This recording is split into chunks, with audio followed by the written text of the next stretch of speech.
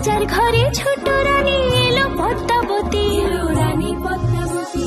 রাজার আরো 6টি রানীর ছিল না সন্তান, পদ্মাবতীর কোলালোতে মিলল সমাধান।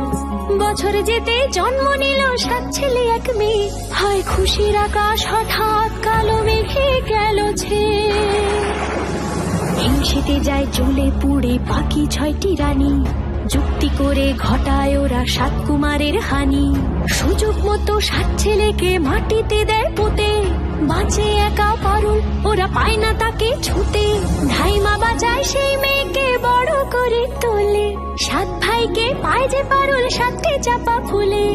এত কিছুর পরেও রাজার বিপদ যে কাটে না, সূর্য নগরে সুখের সূর্য আর ওঠে না। হিংসা বিবাদ বিচ্ছেদ আর প্রেমের কাহিনীতে পারুল বোন কি পারবে 7 ভাই চম্পাকে জাগাতে।